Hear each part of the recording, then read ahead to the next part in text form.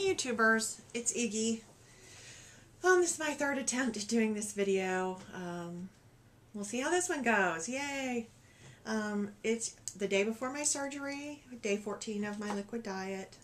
The liquid diet went okay. I learned a lot about myself and my issues with food. I use food as a reward system. I missed going out to eat on my days off because I felt pampered and special when I would go out to eat. Everyone likes that.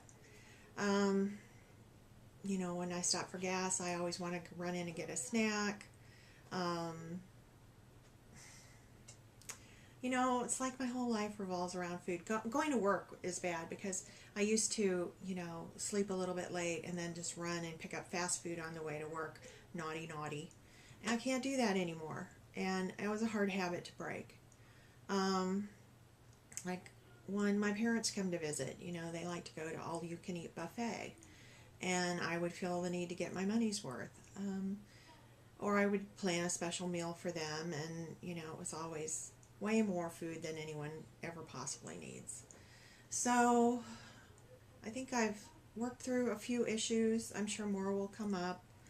I really miss chewing. I did fall off the wagon twice. One day I ate a piece of chicken and some salad. One day, that was day 5, and then day 12, I ate a tuna sandwich. I think I'll be okay. I don't think either of those things would make my liver swell up. Now, if I'd eaten a dozen donuts, that's another story. Dealing with lots of issues, you know. My significant other, Mr. Boyfriend, whatever you want to call him, decided to break up with me this week, which I thought was rather mean considering I'm having surgery. That silly Valentine's Day caused a big argument between us. Well, not meant to be, but you know, usually I would comfort myself with food and didn't have food to comfort myself with. And so I just used a lot of Kleenex. I'm over it now. My best friend Julie is coming from Kansas City, which is about 2 hours away, to spend time with me at the hospital, watch over me, make sure they give me the right drugs, the right operation. She's a veterinarian, and so, you know, it's good to have someone with medical knowledge sitting there. She is just the kindest person you'd ever want to meet. Very generous. If you needed anything, she would try her best to help you. You know, I just love her to death.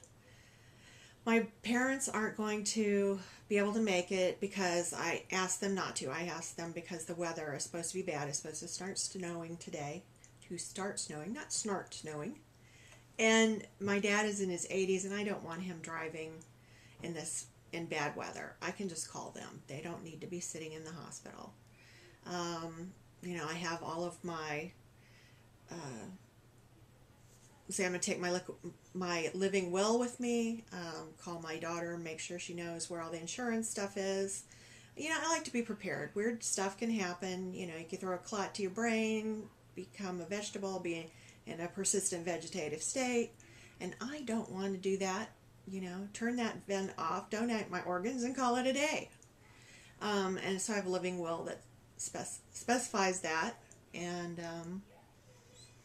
you know, odds are nothing like that will happen, but I like to be prepared. And I think everyone should be. So do your living will. I'm not going to take a lot of stuff with me to the hospital. I want a pair of house shoes that I can walk and not slide on the floor with. Take a toothbrush, although I think they do provide one there. Maybe I'll just use the one they have there and not worry about packing that. They'll provide a comb. I don't have, you know, a whole lot of hair issues. Just comb it and I'm done. Let's see. Bring a book. Bring this lovely lip gloss. It's very moisturizing. I shall give an example. Moist lips. Because I hear a lot of people on YouTube have said, oh God, my lips were so dry. And so I'm going to have that available. Watch me go off and forget it. Baby wipes. And I think that's about it. Got my living room all looking like, you know, no one ever lives in it, which is the way I want my living room to look. That's silly. You know, getting the kitchen cleaned up, dishes all done, doing laundry as we speak.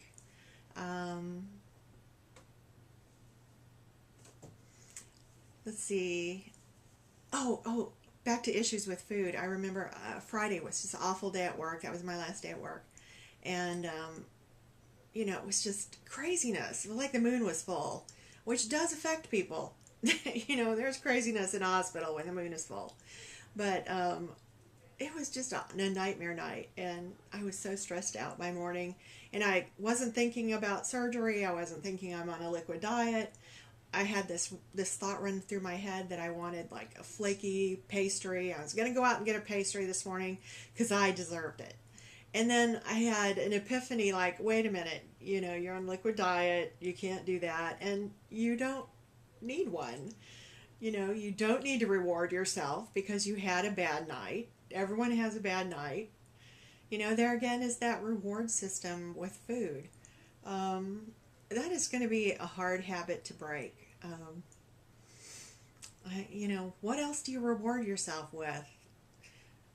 You know, I don't have a big income for diamonds.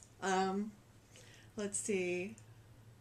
I can't get a puppy every time. You know, what do you reward yourself with?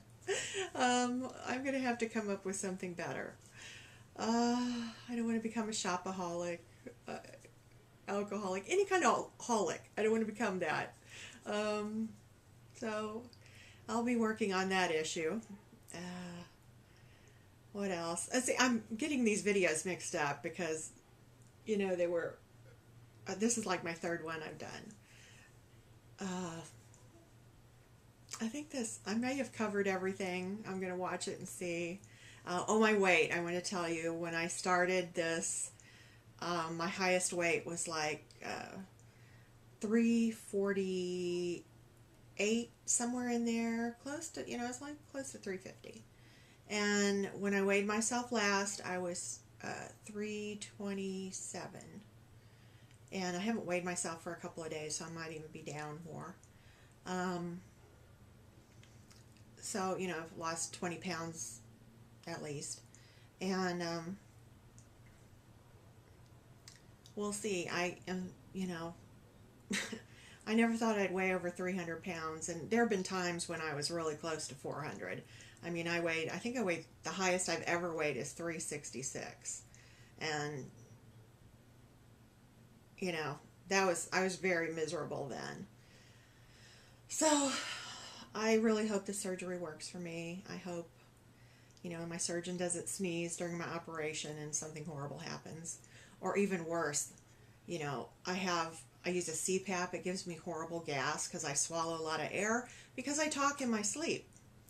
And I know I'm going to just let out a really loud fart on the operating room table and the doctor's going to jump and there goes me.